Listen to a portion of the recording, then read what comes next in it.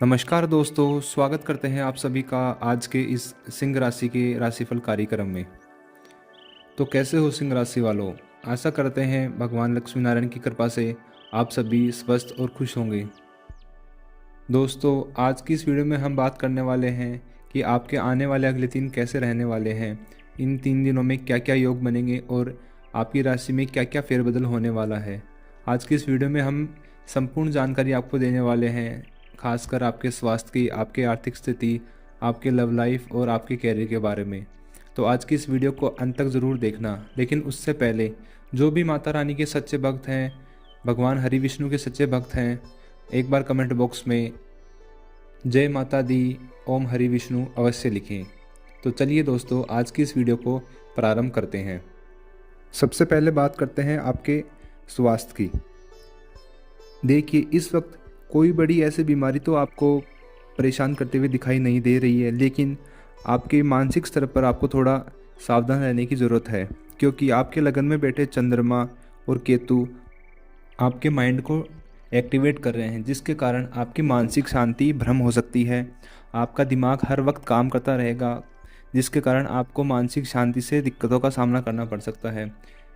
कई बार आपको रात में ऐसा लगेगा कि आपको प्रॉपर नींद नहीं आ पा रही है, आप रात भर करवट बदलते रहते हैं। पूरे दिन में काम करने के बावजूद भी आप रात में सही से सो नहीं पा रहे हैं, तो इसका मुख्य कारण है आपका लगन में बैठे केतु और चंद्रमा की युति जो बन रही है। इसलिए आपको वीडियो के अंत में एक उपाय भी बताएंगे, जिसके कारण आपकी कुंडली में बैठे केतु एक तरह से शांत हो जाएंगे। हालांकि केतु का सिर्फ ये दुष्प्रभाव नहीं है, इसका एक सकारात्मक पक्ष ये भी है कि आपकी अंतर्दृष्टि काफ़ी मजबूत रहेगी। किसी व्यक्ति, परिस्थिति या फिर कोई भी डिसीजन लेने की जो आपकी क्षमता होगी, आपकी जो पावर होगी, वह सामान्य इंसान से काफ़ी आपको अलग बनाएगी। तो चलिए अब बात करते हैं आपके आर्थिक स्थिति के बारे में। कुंडली के दूसरे भाव को धन और संचय का भाव माना जाता है, जबकि 12वां भाव खर्च और निवेश का होता है। इस समय दोनों भाव किसी न किसी रूप में सक्रिय दिखाई दे रहे हैं। आने वाले अगले 3 दिनों में कुछ ऐसे खर्चे सामने आ सकते हैं जिनकी पहले से कोई योजना नहीं थी, लेकिन ये खर्च पूरी तरह व्यर्थ नहीं होंगे, क्योंकि आपके 12वें भाव में उच्च के गुरु और शुक्र का प्रभाव यह बता रहा है कि धन किसी महत्वपूर्ण कार्य, व्यवसाय, तकनीकी साधनों, सीखने या भविष्य को लेकर बनाने वाली चीज़ों पर खर्च हो सकता है। यदि आप किसी नए काम में निवेश करने की सोच रहे हैं, किसी कोर्स या नई योजना पर विचार कर रहे हैं, तो इन दिनों उसके बारे में गंभीरता से सोच सकते हैं। पैसों के मामले में जल्दबाजी से बचना आपके लिए बेहतर रहेगा। सोच समझकर लिया गया निर्णय भविष्य में लाभ देने वाला सिद्ध साबित हो सकता है। चलिए दोस्तों, अब बात करते हैं आपके वैवाहिक जीवन और प्रेम संबंध के बारे में।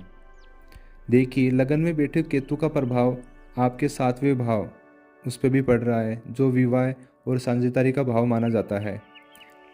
इसी कारण कई बार आप अपने मन की बातें पूरी तरह व्यक्त नहीं कर पाएंगे। मन में बहुत कुछ चल रहा होगा, लेकिन उसे शब्दों में कहना आपके थोड़ा मुश्किल हो सकता है। यहीं से कुछ छोटी छोटी गलतफहमियों की भी शुरुआत होगी। यदि आप विवाहित हैं तो जीवन साथी के साथ संवाद बनाए रखें। यदि प्रेम संबंध में है तो अनुमान लगाने की बजाय सीधे बातचीत करें।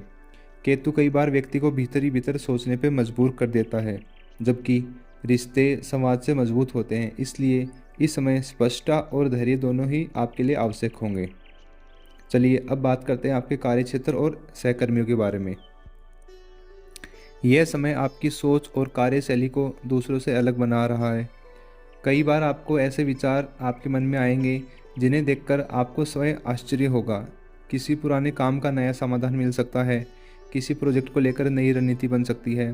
हालांकि आपके 9वें भाव में बैठे शनि के कारण कार्यों की जो गति होगी वो थोड़ी धीमी होगी। आपको यह लगेगा कि जितनी तेज़ी से परिणाम मिलने चाहिए उतना तेज़ी से आपको मिल नहीं पा रहे, आपकी मेहनत व्यर्थ जा रही है। लेकिन ऐसा बिल्कुल भी नहीं है। शनि आपको परिणाम तो देंगे, लेकिन शनि आपकी जो नींव है इस वक्त वो मजबूत कर रहे हैं। अगर आपकी नींव मजबूत होगी, आपका जो फाउंडेशन मजबूत होगा, तो आपका आने वाला भविष्य वो एक तरह से बहुत मजबूत स्थिति में होगा। वहीं दूसरी ओर सहकर्मियों के साथ भी थोड़ा धैर्य रखने की आवश्यकता रहेगी। हर व्यक्ति आपकी सोच और दृष्टिकोण को तुरंत नहीं समझ पाएगा। ऐसी स्थिति में बहस करने की बजाय अपने काम की गुणवत्ता पर ध्यान दें, जिससे आपको अधिक लाभदायक रहेगा। दोस्तों एक चीज़ याद रखिए, शनि का एक संदेश ये है कि धीरे चलो लेकिन मजबूत चलो।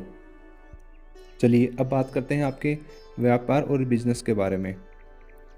यदि आप व्यापार, digital media, YouTube, content creation, marketing, शिक्षा, कंसल्टिंग या किसी इंडिपेंडेंट कार्य से जुड़े हैं तो आपके लिए ये समय योजना बनाने और रणनीति तैयार करने वाला है। उच्च के गुरु की स्थिति आपकी बुद्धि और दूरदर्शिता को मजबूत बना रही है। जो लोग लंबे समय की सोच रखते हैं उनको इसका अधिक लाभ मिलेगा। यह समय बिना सोचे समझे बड़े कदम उठाने का बिल्कुल भी नहीं है, क्योंकि मजबूत अगर आपकी कमज़ोर रह गई तो आपका फ्यूचर, आपका भविष्य अंधकार की ओर जा सकता है। इसलिए सोच समझकर ही आगे कदम उठाएं।